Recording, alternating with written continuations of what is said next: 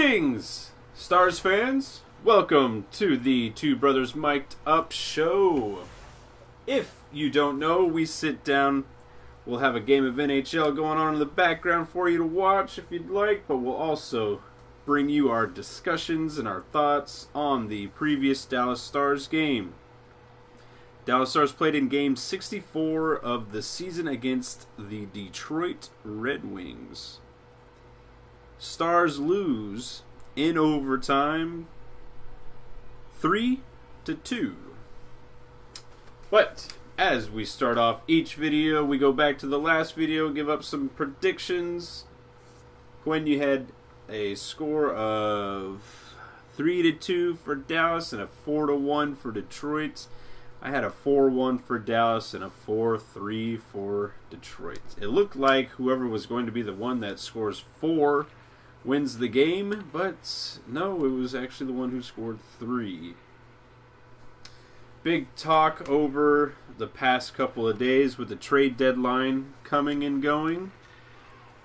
Let's talk about that right off the bat. Stars trade for Chris Russell from the Calgary Flames. We send Jokipaka, or Kevin.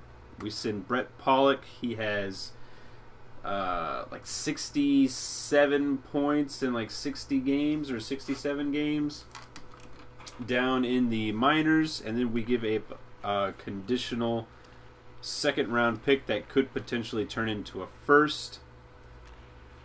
Talk about this trade. Well, right off the bat, I feel like a lot of people I feel like we definitely overpaid for Russell. I feel like Jokipaka and either a pick or a prospect should have been suffice enough to get Chris Russell. Chris Russell's not the best player. I mean, he's not the worst player either. He's pretty much that middle guy. And I think a second round draft pick and then a conditional second round pick and Jokipaka was just a little too much. Yeah, I think also I would have liked to have seen it either have been Jokipaka or a pick, or Jokipaka and a prospect. I don't think that conditional pick will pan out for Calgary. I think it'll wind up just being a second, but that's still kind of a steep price, them getting 3 things in return for a player that's going to slot in probably on your second pairing. But after they got Chris Russell, there were talks that the Stars were right back in on Hamhuis. It seemed like, they really wanted to get Hamhuis. It looked like Dallas was really trying to overhaul this defense, to really make an impact on this defense, because from last night and the game before, I think Jim Nill knows this is not a good defensive team, so he was trying to bring in a more defensive-minded defenseman coming into this lineup, and we get one, which should help. But I would have liked I think for Hamhuis, what Calgary got probably would have sufficed more than for Russell. But I think that Vancouver was, trying to get more, or they didn't like the prospects, and then they nixed the deal, and so Dallas took their stuff over to Calgary, got them, and then they went back, and then Vancouver was like, no, you had brought previously all this stuff, and now you want to undercut us now. I think the Hamhuis deal probably could have been done like maybe a couple of weeks or a week before the trade deadline, because if you go and listen to some of the talks that Neil has done, he was like, no, we've been in talk for weeks with Calgary and Vancouver. Why you couldn't get this deal done before the trade deadline instead of cutting it down to the very last seconds or the last hour of the deadline kind of just doesn't make sense. And, a lot of the stuff that Neil has been saying about, He likes the defensive core of this group. It kind of seems shallow a little bit because I think he has to put on that face for this team because he can't just come out and say, yeah, this defense sucks. So I think the trade deadline was very lackluster. But I also want to go into what they talked about in the pregame with Razor, Stu Barnes, and Severin. The goal line technology and how to determine what a goal can be better determined as. Did you have any kind of thoughts on that? I think I missed that part because I came in to the pregame late. Well, do you have any like chips in the puck, or I mean, do you have any kind of thoughts on how to improve what would be a better way of determining a goal? Not really. I mean, I think the because system right now works. I mean, well, I mean, it obviously it's still flawed though because we saw with the Spezza goal. I mean, there has to be a better way of determining there being. Well, I'm sure there's always goal. better ways to determine stuff, but will the league do it? Probably not. Well, I mean, it's just that you're seeing all these, advances in like soccer having the chip in their ball and being able to determine if it actually is over the line. Tennis has all that kind of technology with their determining how to decide what a goal. I came up with, I liked Stu Barnes' idea on maybe if the puck just touches the red line. You know how in football, if it just breaks the plane of the goal line, that could be determined a goal. What do you think about that? I feel like that'd be like too easy now. Well, I mean, in Stu's defense for it, he said the league is complaining that there's not enough goals being scored. That would definitely ramp up the amount of goals scored. I don't get what everybody complains about there not being enough goals in the NHL. I mean, the NHL is a game that's not supposed to be blowout games where you score 8 to 9 to 10 goals a game. That's not how this game was founded. This game was founded to be a hard game to get your points. I don't think they should do anything to try and increase scoring. I like low scoring games because it makes the players play harder. Yeah, but it doesn't capture any kind of audience. Okay, well then they don't need to watch. Well, see, that's a bad business model you have right there. That's why I don't work for the NHL. Yeah. I came up with something that they didn't touch on, but I think is actually a pretty good idea, is that the goal line is 2 inches wide. Now, what if you take the back of the line and you move it up 3 to 5 centimeters? Like, kind of just cut it down a little bit. I think that would improve. Like, the puck still has to go over the line, but it's a smaller line now. What do you think about that? Sure. All right. Great talking. Let's go into the game. The first period. So, the first 10 minutes of the game was actually really good. I liked a lot of the pace.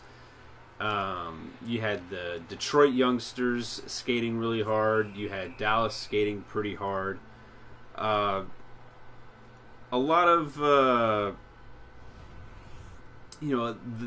opportunities were definitely there, and Dallas came out shooting really hard and really good. And Jimmy Howard comes in with only 7 wins on the season, and he starts backstopping everything. How'd you like Dallas in the beginning of this game? Well, I think you covered it pretty well. They skated it hard. I definitely liked that they were shooting the puck more, especially from the blue line. You see the Goligoski and Klingberg just not really looking to overthink the play, just throwing the puck on net. And as you see, when that happens, we get chances. I think that should be like the forefront of how they should go about their game. Yeah, I thought about this, and that Because the way the Stars came out, do you think with the deadline passing and them realizing like this is the team that they're going to be going with from here on out, that maybe that's why they came out like a little stronger? It looked like they were a little bit more poised at the beginning of the game. Not really. Kind of looked like they started the game like they've been doing the last couple of games. I mean, you look at the game; they always come out strong for the first like 10 minutes, but not always. But I mean, well, as of lately. But I mean, it's just the fact that they build up all this momentum. They get shots on net. I mean, like what we finished with, like 39, 40 shots, had 2 goals. Like we're getting the chances, but we can't finish. And when we can't finish, we see the other team start to build off that momentum.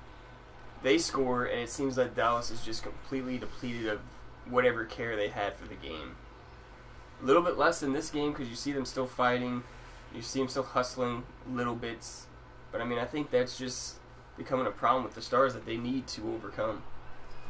Yeah, and then in the first period, it's becoming a habit. The Stars take the first penalty. They get slowed down a bit because Detroit starts putting on their clinic. And then Dallas gets their power play, but that's now 37 games now that Dallas takes the first penalty. Call that a Zack stat right there. We take our power play, and our power play actually looked really, really good in that first period. On that first power play, it looked pretty fantastic. We were passing, we were getting really good looks, a lot of shots on net, but don't get anything out of it. And then you take it off into the second period, and then right at the beginning of the second period, cue Jason Demers for a penalty. Overall, in this game, talk about what you saw from Demers. I mean, he's a key player that's in his own slump right now, a terrible slump. I mean, he's not making the best plays. He's not making smart choices. He's taking penalties. He's just not playing smart hockey right now. Yeah, I honestly think that when Russell comes into the lineup, like there's a little bit of a hiccup with his work visa. He's in Nashville. He's skated with some of the team in the morning skates this morning. If Russell skates into the lineup, I expect to see, maybe not this game, but definitely next game, that Oduya and Demers are going to get broken up. I think Demers gets moved down to the bottom line, and then you have Oduya and Russell skate on that second pairing, because I think Demers, with his slump and his bad play of recently, I mean, Oduya hasn't been much better. I mean, he has like 2 highlight reel goals against him from players that came into that game with like 2 goals. But I think Demers overall is playing a worser game, so I think he's going to find that his minutes are going to be cut down onto the third pairing, and he's going to have to play his way back up. He's going to have to probably work his way back up on that second pairing. I don't think I would like Oduya back down with Ben, because I think Ben can be a decent skater, but I just don't like Ben and Oduya together. I don't think those are our 2 strong skaters, so I would want Russell with Oduya or with Ben, and Demers with Oduya and Ben, because Russell and Demers have better wheels, and so I think they play off of the lesser skating of the defenseman better. What do you think about that? Do you think Demers gets played down any? I didn't understand a word you just said right there. Kind of worded it weird. But I'm saying that. But I know what you're trying to say. Demers and Russell skate better than Oduya and Ben. So that's why I pair them up with each other. And I don't have Demir and Oduya together anymore. I understand. And I agree.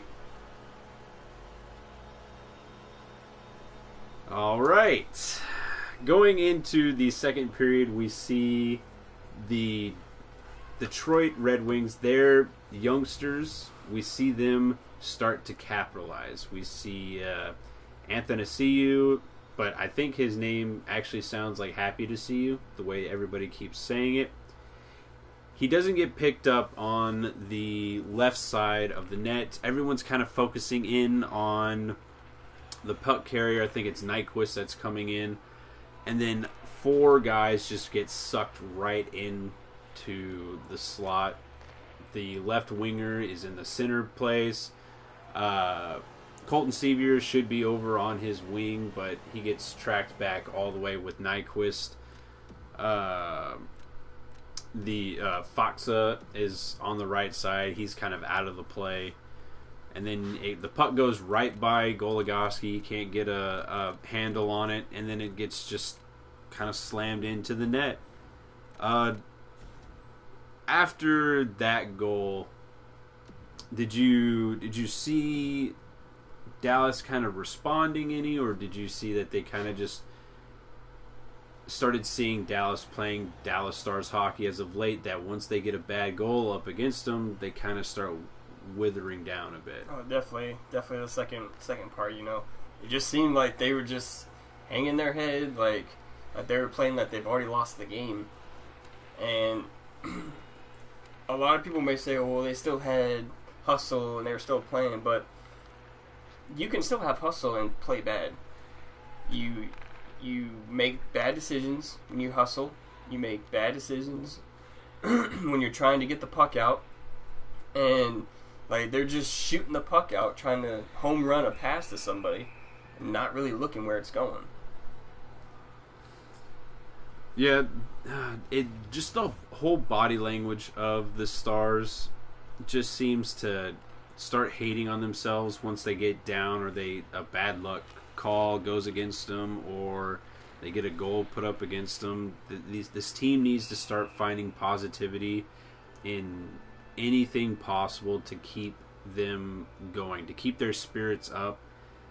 And I mean, it doesn't help that whenever they had gotten when you had DeKaiser take his penalty in the second period, it didn't help that how good the power play looked in the first period. They could not bring it into the rest of the game. The rest of the game, their power play just looked very rushed, uncomposed. They didn't get a lot of good entries, especially like with Klingberg. He had 2 bad turnovers in the second period when he was just rushed. One real bad one on the power play. This team just starts getting rushed in every which way possible. And, you have to give it up for Detroit for how old they are with some of their good, aging superstars. They have a lot of speed where it counts, and then they start applying that pressure, and their transition game is something to be marveled at. I don't think I've seen a better transition game against the Stars this season. I mean, could you think of any other team that just was able to pick up the puck, get it out of their zone, and start attacking within 3 seconds against the Stars? Well, I mean, the only other team that really comes to mind that I'm sure everybody's going to be saying is Chicago. Because, that's Detroit is just like a Chicago. Like, they have 4 lines that they can rely upon dependably to get the puck out and just start causing mayhem. Yeah, and the more bad of Demir's picks back up in the third period whenever he tries to make a play. The Stars get a chance on Howard. The puck gets brought out with Detroit's transition game. They get it out. But then Demir's pinches up and tries and just goes down to his knees to try to block a puck.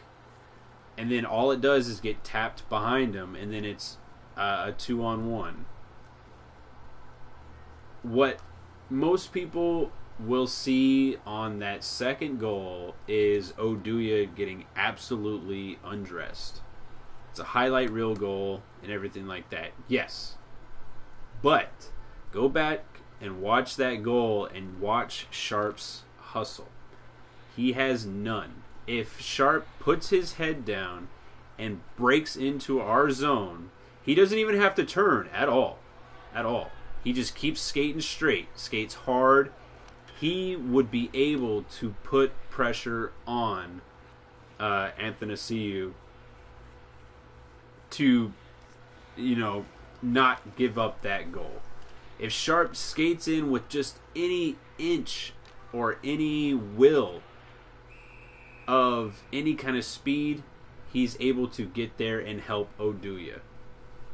But doesn't. He just watches the play develop and watches Oduya get undressed.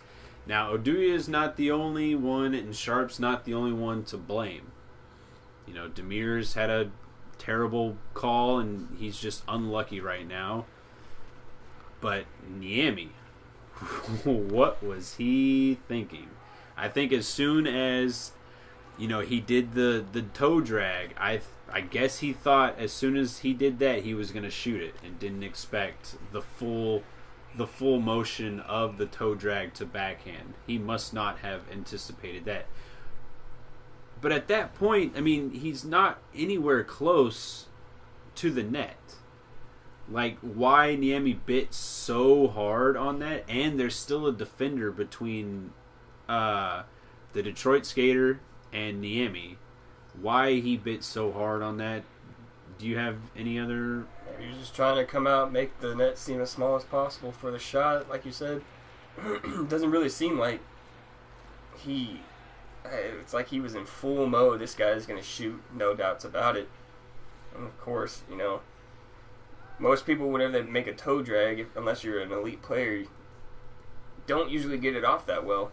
But just ask Oduya if he needs some aloe for that burn that he got. Yeah, absolutely. Colton Sevier, he gets a goal, which I honestly thought wasn't a goal.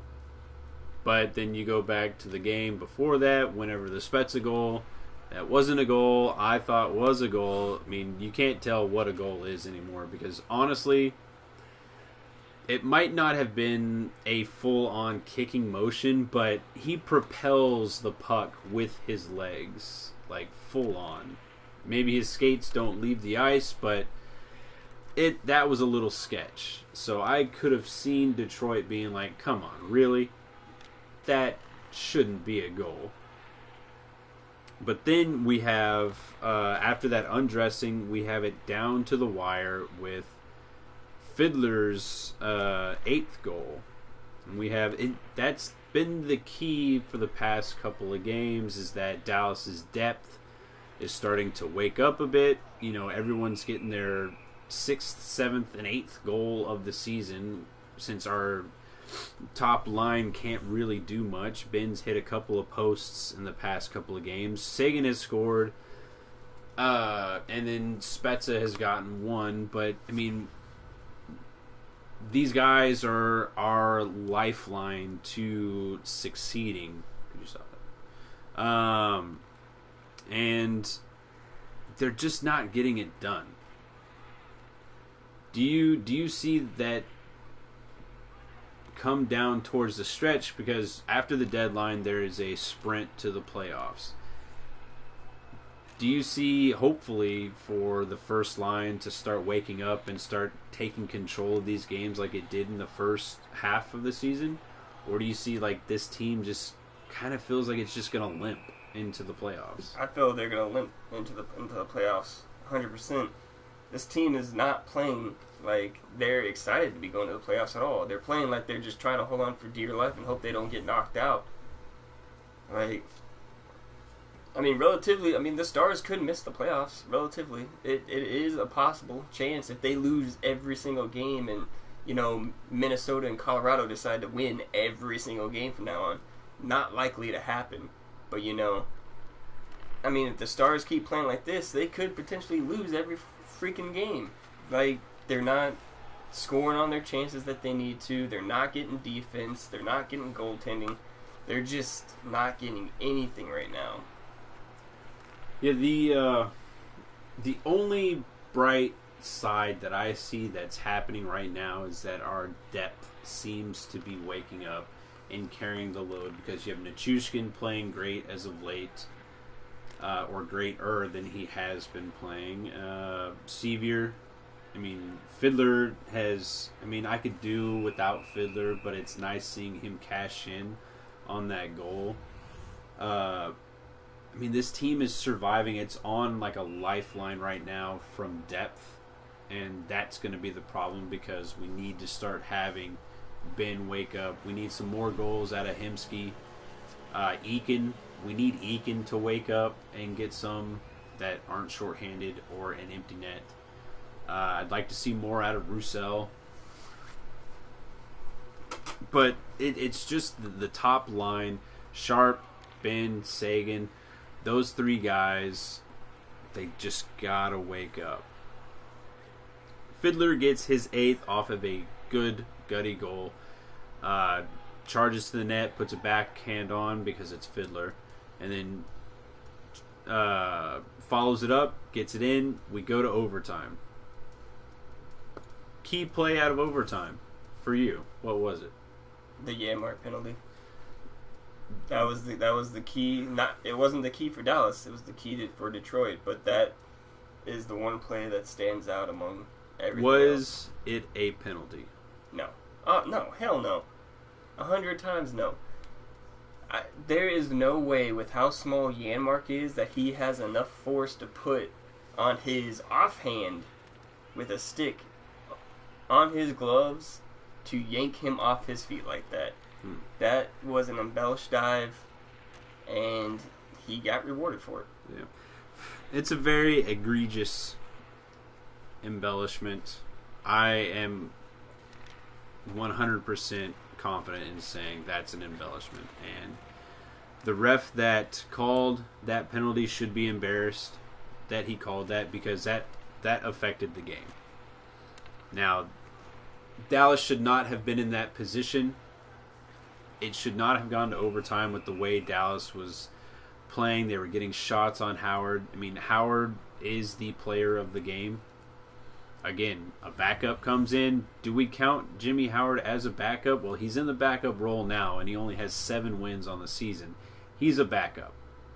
And for a backup to come in and put on a clinic against the Dallas Stars has been a season-long adventure.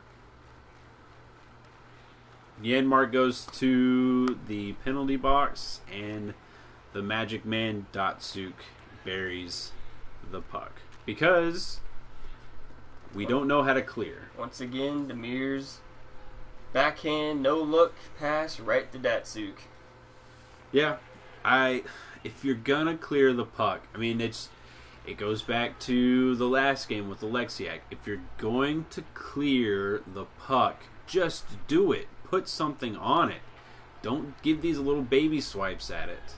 Make sure you have the possession and get it out.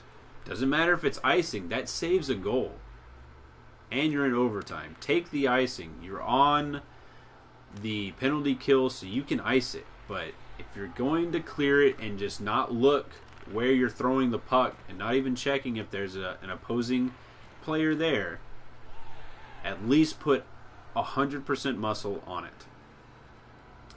And these Stars lose. But we get a point. We tie back up with the Blackhawks for first place in the division. Your only saving grace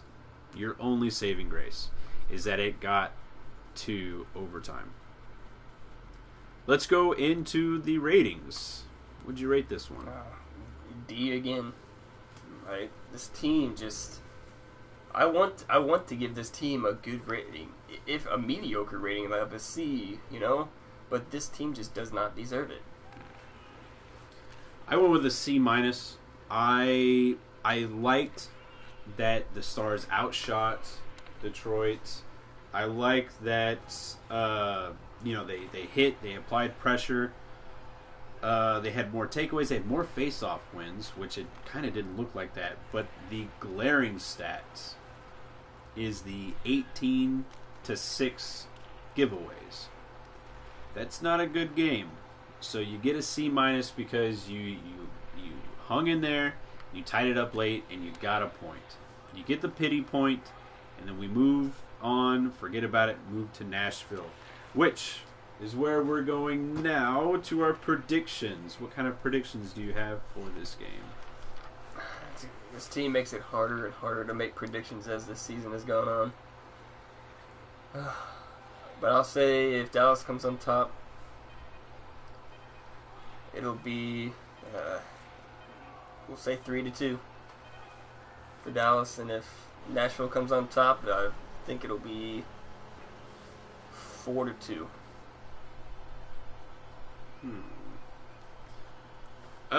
Yeah, I've guessed. I've been guessing like a goal or two over the past, and they seem to always go under my predictions. So I'm going to say a 2-1 either way. First to 2 wins. And with that, that's the discussion. Be sure to subscribe, share the video if you'd like, hit the like button down below, leave any kind of feedback. With that, that helps this show grow, because this is a show for fans, by fans, and without you, doesn't really go much anywhere. And with that, tune in next time.